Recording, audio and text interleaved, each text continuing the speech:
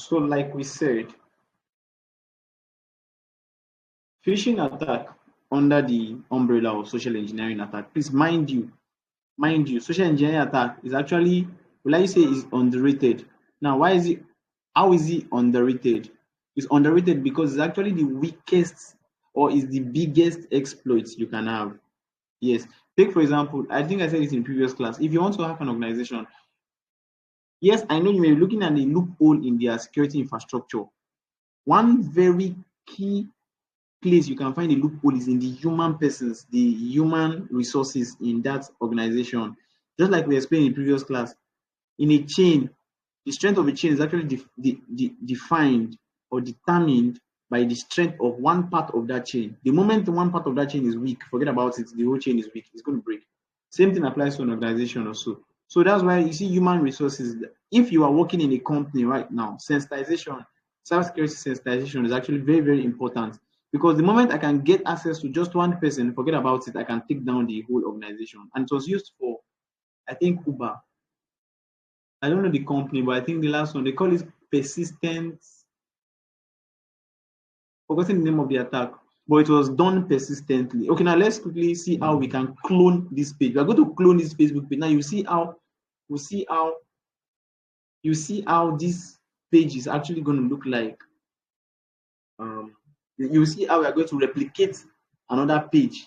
We're not going to write any code though. You just see what we do. We replicate another page that is going to like look exactly like this perfectly. So I go to the page. This is a Facebook page ordinarily.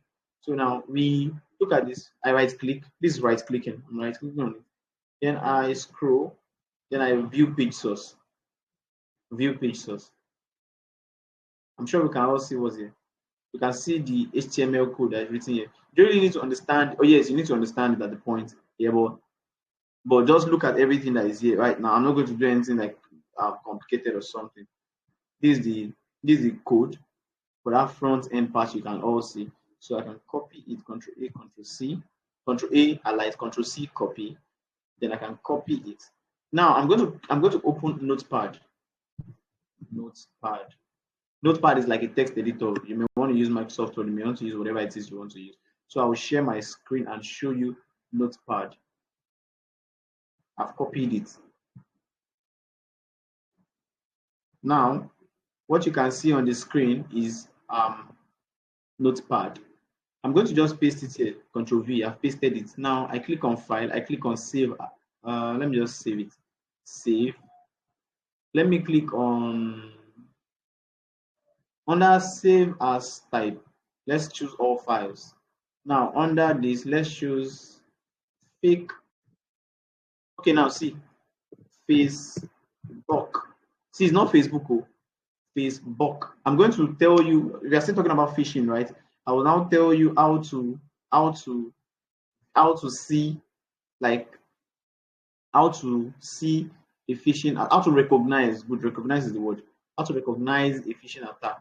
So Facebook login page. You can see the spelling. It's not face BOOK. Facebook.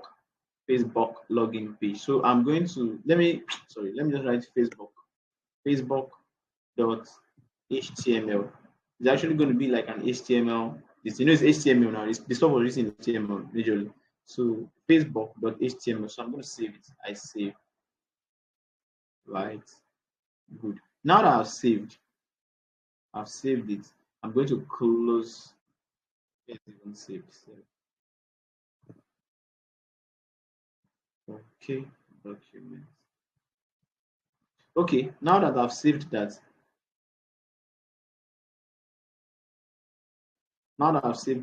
now let's quickly go through. Let's check the stuff I saved now. Now I saved it already now. So let's check the what I saved. Oh, I saved it with Facebook, right? Facebook. Where is it? Oops. I can't see it.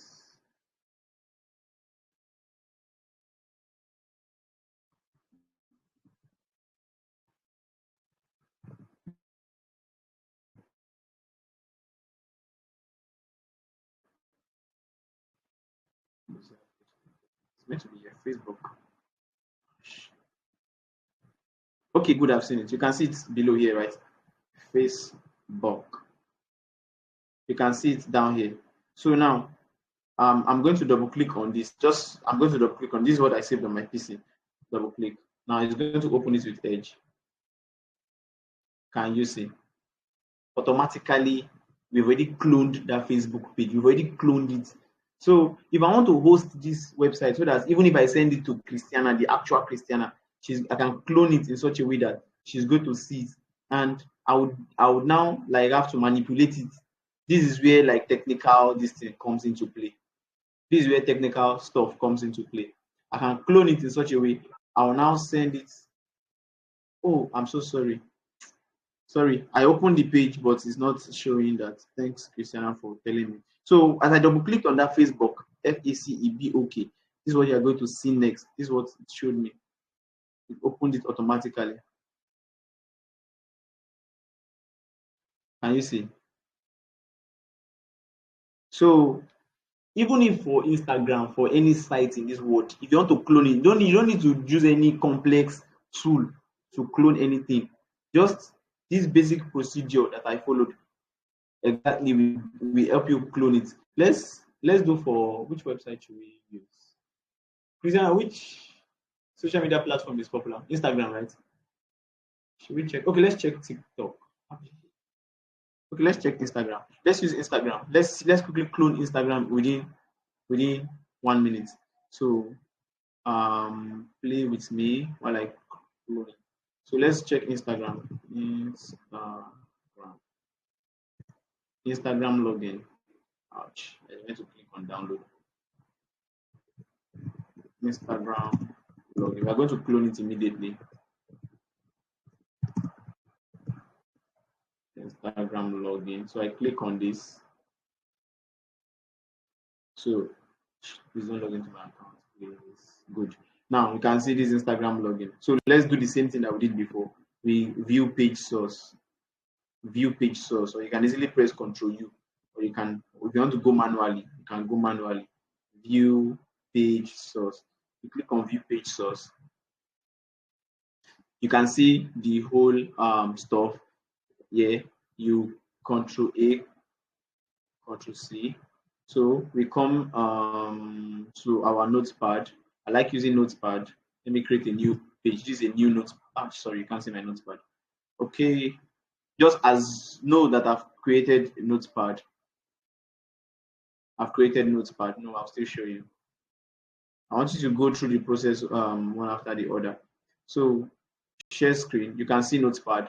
So I'll paste it there, right? I'll now save it. So what do I want to save it with? I'll change all files, save it to insta.html.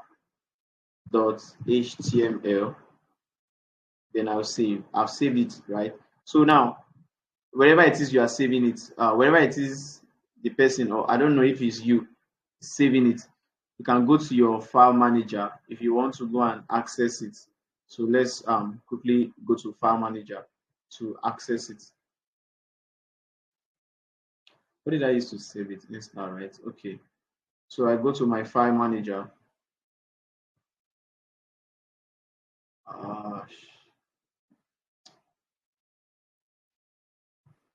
File manager.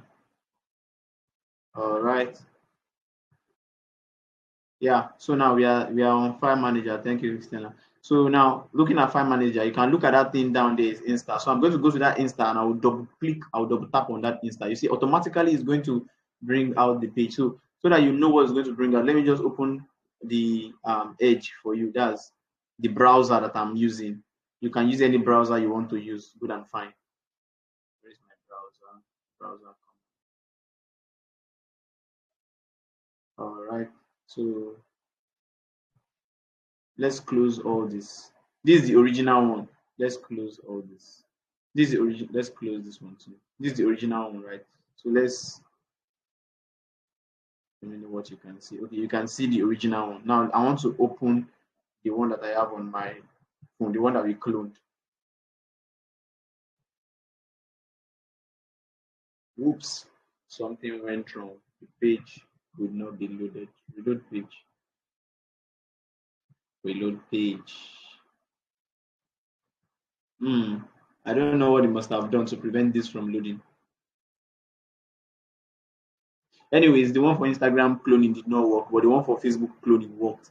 Now you can see that ordinarily, the stuff has already been cloned. Now the idea is that you can it can be redesigned in such a way that you see the username and password, the code, the backend code can be written, or the code can be written in such a way that after the person inputs that, it's going to come to you, come to your database. Now, after that is done, phishing attack has been successfully carried out. So now the question is, how do we get it over to the I'm gonna stop sharing. How do we get the link over to the to the person? That's why some people use email, because they notice that people don't really look, you don't look at email very, very well. They just write a lot of rubbish, and beneath it they will put a link there. Yeah. So people just read it and click on it. People just read it and click on the link. You click on it, automatically just take you somewhere. So this one is just like username and password. Imagine I want to do another thing that is difficult. Imagine I want to do another stuff. If I want to do another thing, so there's different stuffs, different methodologies, right? So that's that on that. That's that on phishing. I'm sure we understand the basic concept. Like, phishing ordinarily means what? You give somebody a bait. It could be spear phishing is when you're talking about somebody in particular. Just phishing or mass mailing is when you take, for example, you you send it to a whole lot of persons. Look at you now. I have all of you that are in this class. I have your mails. So take, for example, I just send like link to all of you. The same link, like one link that is going to, like, let me say, send a ransomware or a virus into your into your PCs or whatever it is you are using to listen to me. The moment I do that now, and you don't know, you are just like, anything goes. Let me click on the link. You not check exactly what the thing is doing. Next is coming from another person. You can be a victim. Now, before we conclude on phishing attacks, how do you recognize phishing attack? First of all, where is it coming from? That's a question you should ask yourself. Where is it coming from? That's a question you should ask yourself. Right? Identify, try to look for red flags in the message. Something like what? Something you did not request for. Let me say, somebody is sending you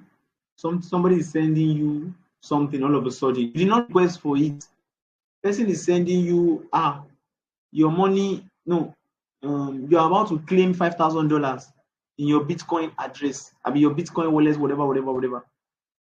Hurry up and click on this thing now. Click on it now to claim your $5,000. You don't have any $5,000, so you know that you don't have any $5,000. You're not gonna click on it. What kind of magic is that one?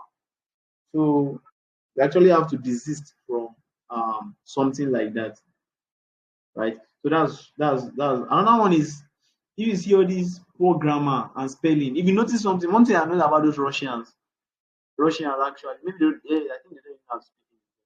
So I noticed that whenever because I'm always like it. I don't know why I'm always like a target. Maybe it's because of what I do.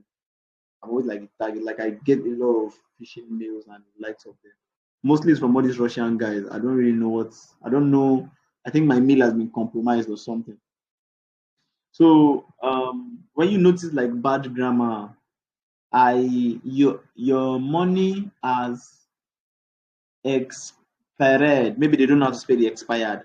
Expired. And I say, click on this link to claim. The English is just nonsense. Click on this link to claim.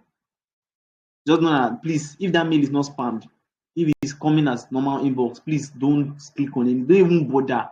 Or you are using UBA. So a mail now came from UBA help, HELP, UBA help. not telling you your money is about to be taken from your account, or your account is about to be blocked because of we suspect blah blah blah, and you know that you don't do anything like that. Just leave it alone, forget about it. Don't. Yeah. So that's that on that. And you already know how to recognize them, as I said. Programmer, you did not, unfamiliar sender address, unexpected requests for personal information, even suspicious links. Yeah, www.facebook.com, Facebook.com. There's a problem. Anyway, so now let's move to another kind of attack. This one is not like a special kind of attack. It's not like special. It's like a very general one. If I don't talk about it now, I may not really talk about it again. Virus attack. In a nutshell, it is when um, it's when something is sent like a virus or a payload. Let me use. Okay, I won't describe virus. Someone is going to describe it for me. Is when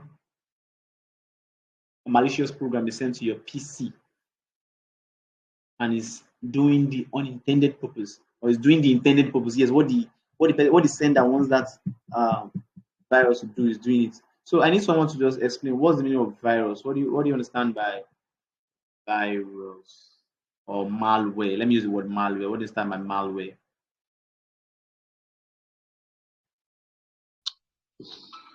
All right. Good evening, everybody. Hello. No, sorry, please. Let's hear from another person. Sorry, please, Mr. Matthew.